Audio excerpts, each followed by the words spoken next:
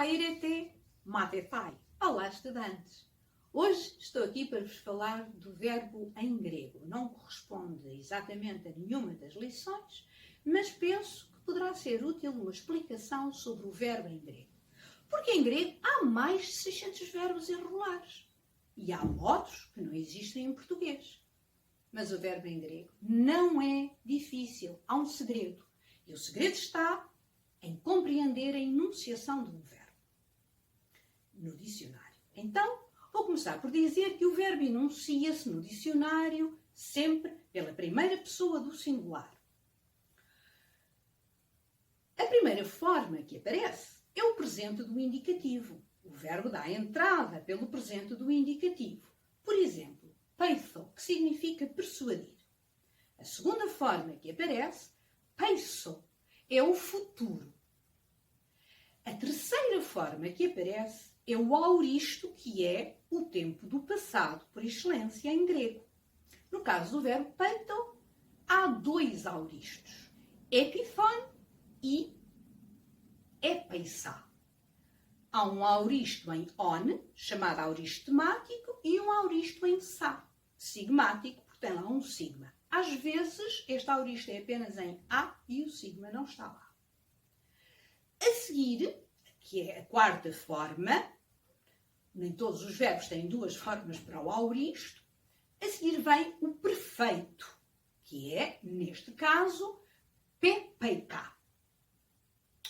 Depois, peistesomai, futuro passivo. A seguir é peisten, auristo passivo.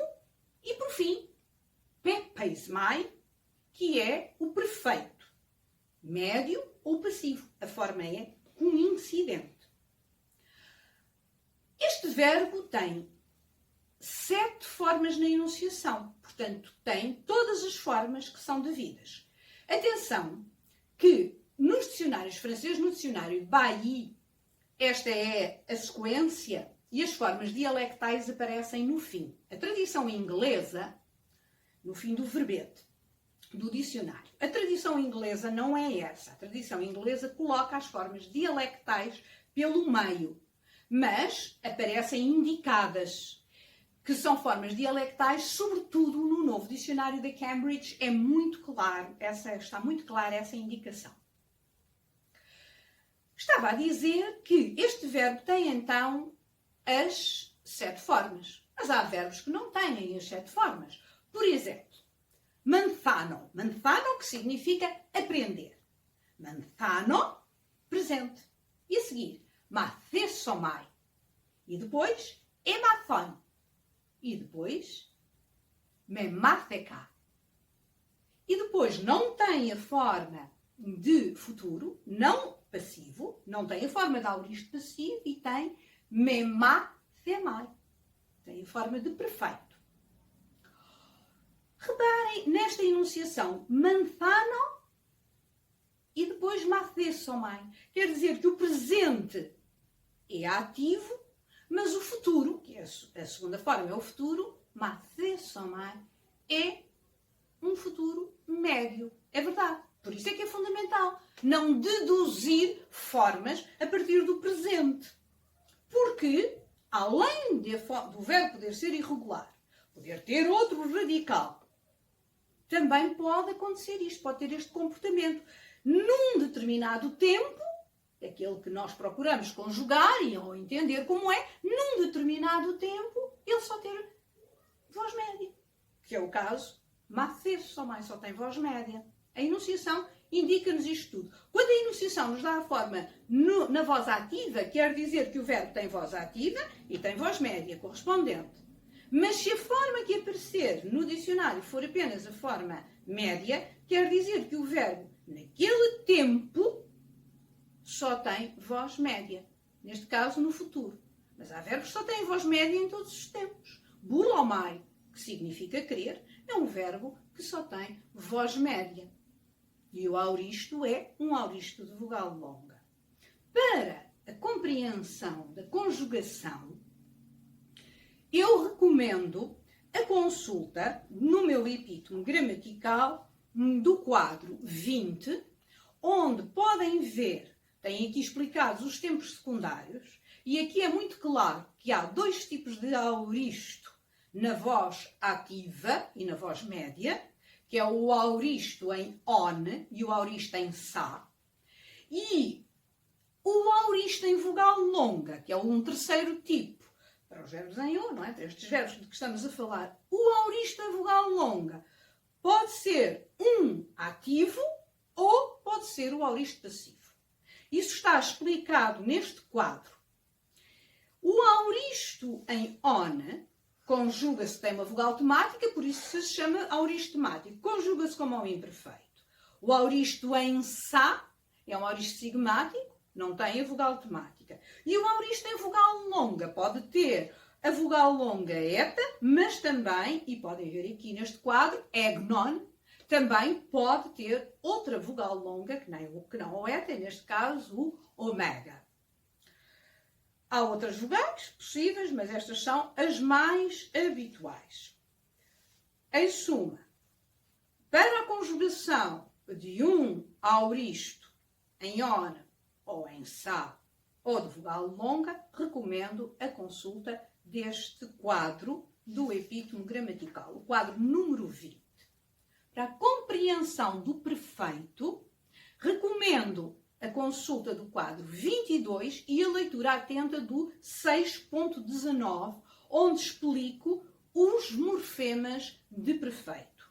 Reparem, o verbo que eu ponho aqui como exemplo é pai deu-o, não é apenas, mas é o primeiro, pai deu cá.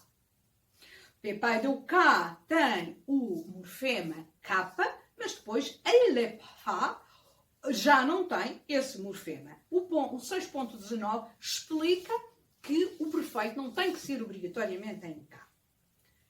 O que eu neste momento quero deixar bem claro é que se eu quero conjugar um presente, eu vou buscar a primeira forma da enunciação.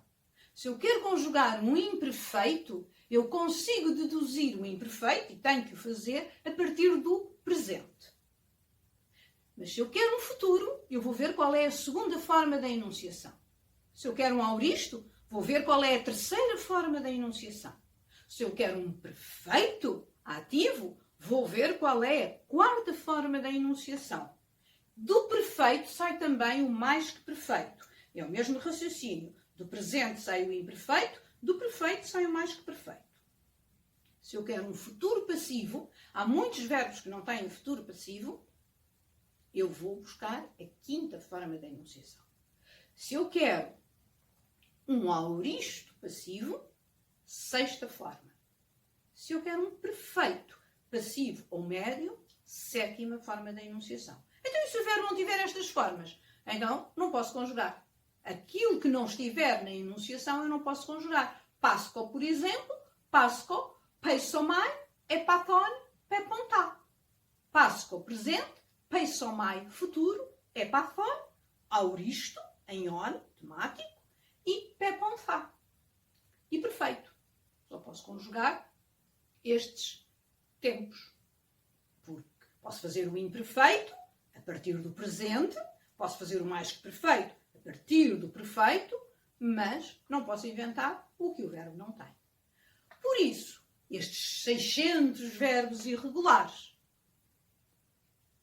não são difíceis, o que é necessário é compreender cada verbo olhando para a enunciação. Atenção, que se encontra no dicionário, atenção que alguns verbos têm radicais diferentes, como por exemplo, conforme o tempo, conforme o radical.